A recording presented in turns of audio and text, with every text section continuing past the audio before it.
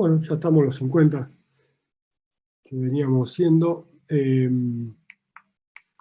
Bueno, acá tenemos todo agrupado, una especie de resumen de dónde salen, ¿sí? El planteo de la distorsión, las distintas cosas que venimos, la distribución final, recordar siempre las recíprocas, no olvidarse de ellas.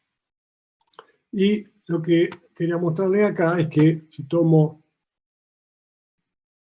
un punto de la superficie, este que está acá, obviamente orientado con el eje X, momento torsor, vamos a suponer que es, hace un giro en este sentido acá, me genera estas tensiones, ¿sí? Recuerden que este tau x θ está sobre el plano X, adentro, ¿sí? No está afuera, ¿no? Estas flechas no están afuera, están sobre los planos, ¿eh? Acá está bien indicado, tenemos esta tensión tau x θ en el plano X, lo que pasa es que proyectado así vemos una línea, esta línea que está acá, pero este es el plano X, y el tau θ x en esta otra. Así que me va a generar una determinada distorsión y que me define un estado de corte puro según los ejes elegidos.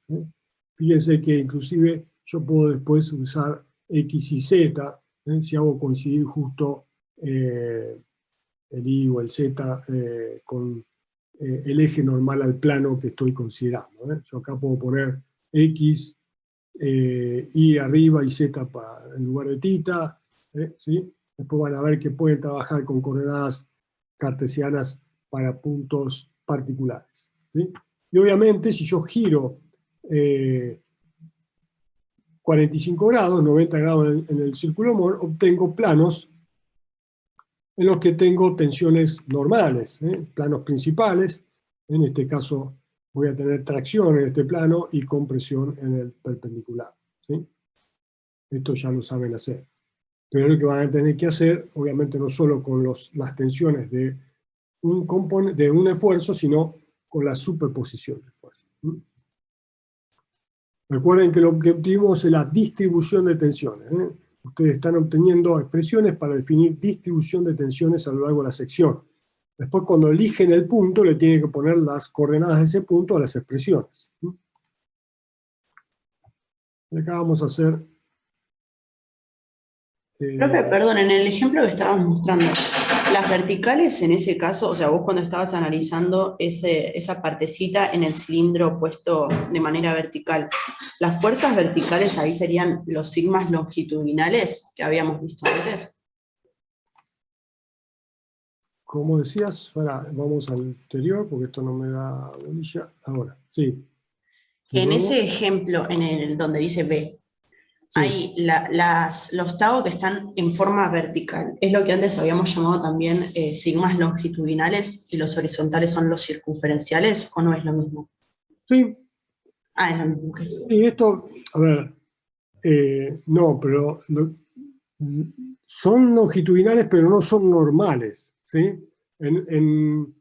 Cuando vimos biaxial, las tensiones eran normales, entonces para el mismo cubito, yo por ejemplo, si esto fuese algo hueco y yo le pongo presión interna, ¿sí? Que es válido también, siempre que Sí. sea cilíndrico, lo podemos hacer, ¿sí? A ver si tengo algo para hacer. Yo no sé si era...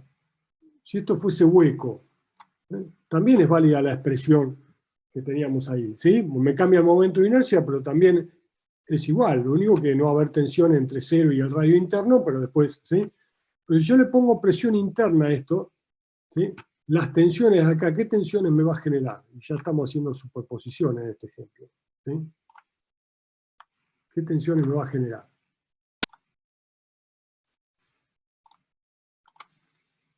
¿Sí? ¿Qué tensiones me generan? La presión me generaba las cilíndricas y perdón, las circunferenciales. Y circunferenciales en este punto, ¿qué tensiones me va a generar? Si considero este punto y estoy analizando el estado tensional.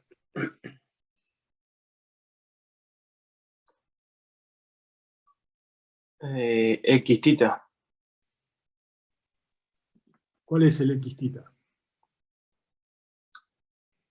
De la que está en el cubito, la de arriba y la de abajo. No, la X-tita es tensión de corte, y un esfuerzo biaxial habíamos visto que genera tensiones normales, o sea, me parece que se están confundiendo un poco.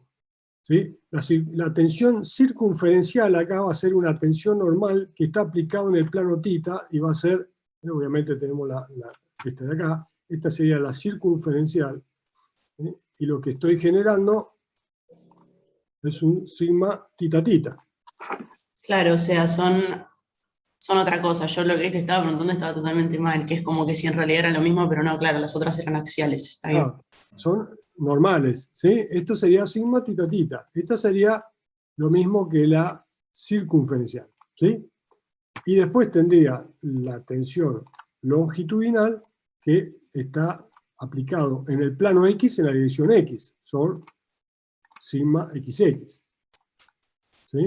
Si teníamos tapa, de acuerdo que era la mitad de esta, si estaba enterrado era 0,3 veces esta, ¿sí? Pero esto también era la longitudinal. Pero esas son tensiones normales.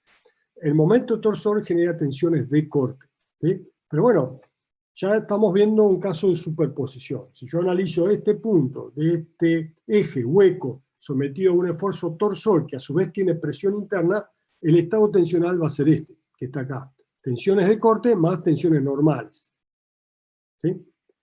Y el círculo de Mohr va a ser distinto, obviamente. Y las tensiones máximas, los planos principales no van a estar a 45 grados, van a estar en otro lugar, ¿sí? Sí, gracias. Gracias.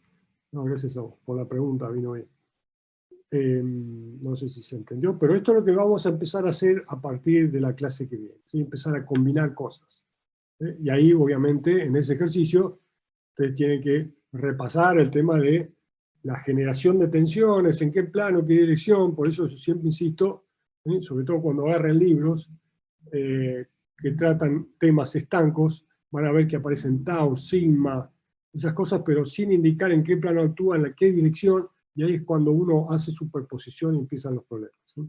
Profe, el longitudinal siempre era el que era normal a la esfera, digamos, ¿no? ¿Qué esfera? Al, o sea, digamos, la normal al plano del círculo, naranjita que hiciste arriba.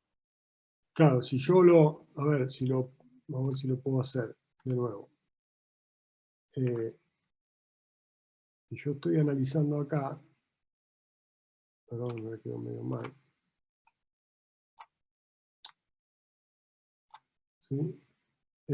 Yo acá tengo que completar el cubito, ¿sí? Para verlo, en realidad para verlo bien, el cubito es esto, ¿sí? Acá tengo secciones, ¿sí? Las tensiones están aplicadas acá, ¿sí? En el plano X, ¿sí? No se llega a ver bien, pero está aplicado acá y acá, la longitudinal y la circunferencial, donde está aplicada Claro. también la tensión de corte, ¿sí? Pero acá en este cubito está mejor explicado. Esto es para indicar dónde está el cubito, el punto que estoy analizando, ¿sí? De alguna manera. Bien. Bueno, fíjense que esto es un punto superficial. Si yo me voy hacia adentro, las tensiones de corte van a disminuir. Pero si estoy analizando un tubo de pared delgada, las longitudinales y las circunferenciales no, porque hemos dicho que suponíamos distribución constante a lo largo del espesor, ¿sí? Bueno, de cualquier manera, recuerden que la expresión de tubos delgados era válido si el espesor era muy pequeño respecto al radio, ¿sí? Si yo tengo espesor muy similar al radio, voy a tener que utilizar expresiones analíticas que me definen distribución de tensiones longitudinales y circunferenciales a lo largo del espesor. Eso lo van a ver en estática. Tubos de pared gruesa son un poco más complicados. Bueno, vamos antes de pasar a ver el tema de los giros, vamos a pasar a ver este caso. Acá quiero introducir concepto de criterios de admisibilidad o de falla o demás. Recuerden, yo lo había comentado cuando vimos el ensayo uniaxial, ¿sí?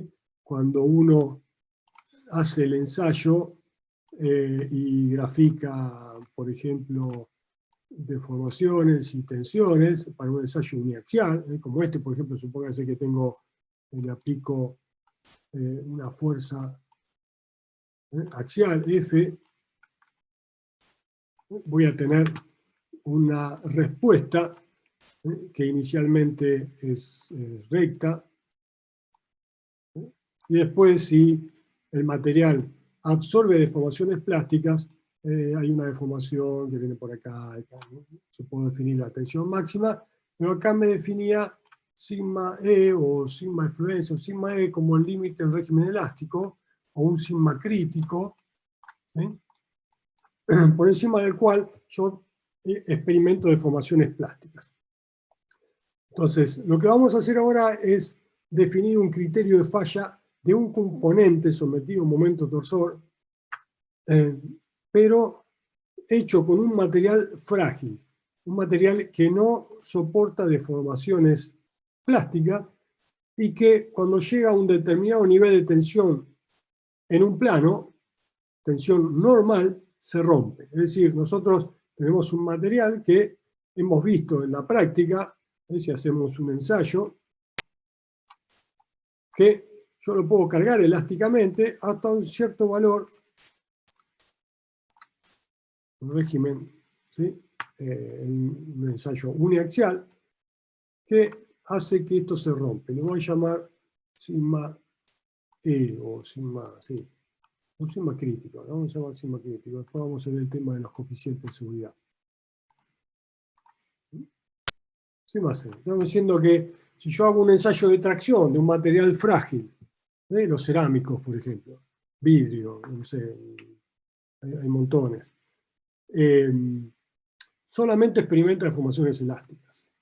Y si yo lo someto a tracción, llega un momento que en un plano determinado, por tracción, por tensiones normales, ¿sí?, se genera la fractura. Entonces, ¿en qué plano se va a generar la fractura en este componente? Frágil, cuando está sometido a una fuerza axial.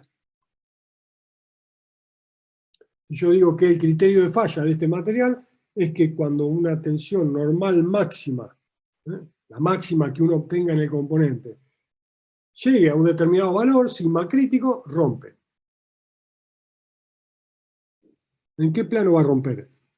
En el plano X. En el plano X, un plano normal, ¿sí?, AF, porque ahí teníamos, recuerden, para un ensayo uniaxial, si sacamos el círculo de Mohr, teníamos,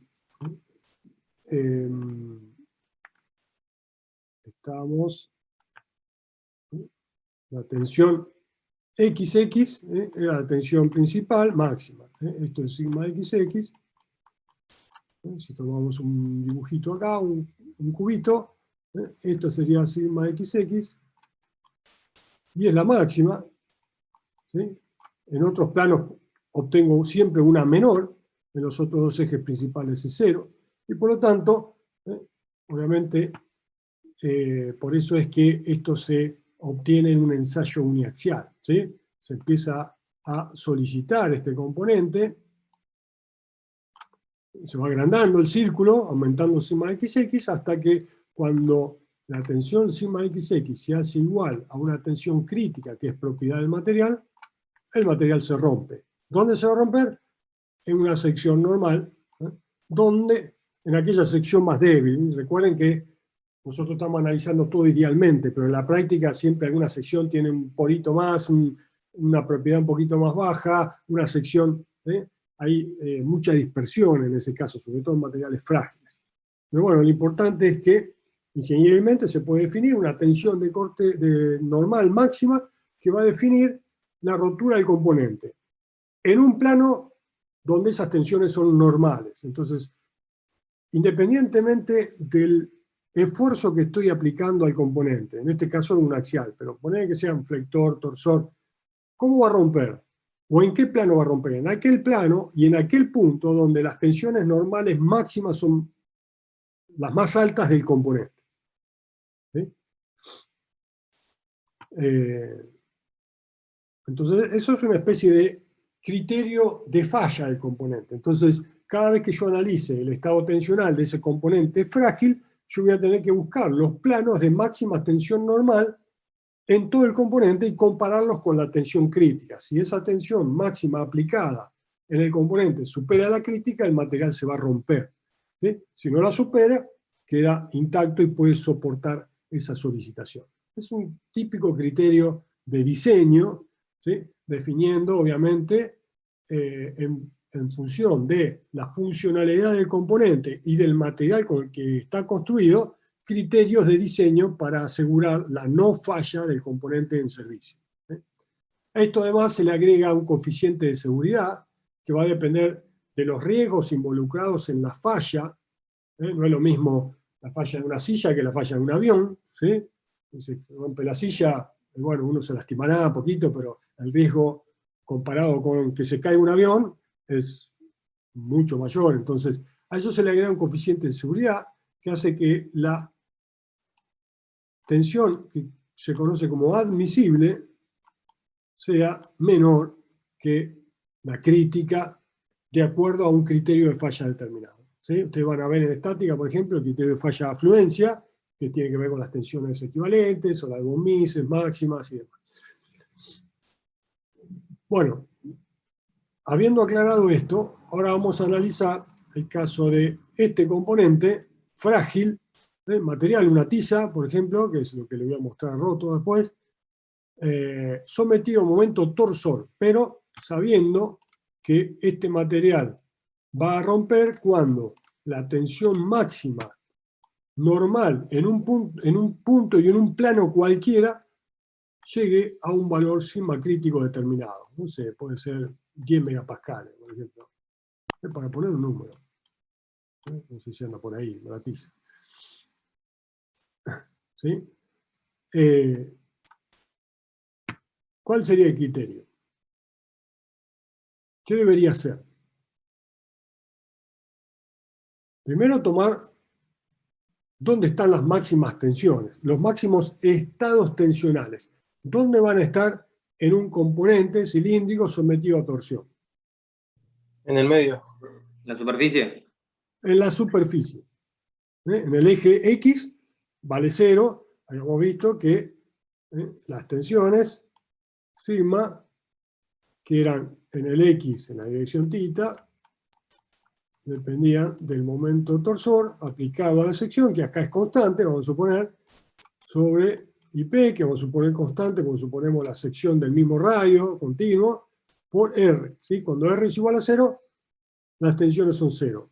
Cuando R es máximo, que es en la superficie, esto ya lo indicamos, viendo a ver si se recupera. Entonces vamos a tomar un punto de la superficie. Dijimos que en ese punto las tensiones van a ser esta y esta, ¿sí? Tensiones de corte, ¿cuáles eran? ¿Qué tensiones generamos? Si ubicamos los ejes como están. Sigma x θ y sigma θ x. ¿Qué pasó?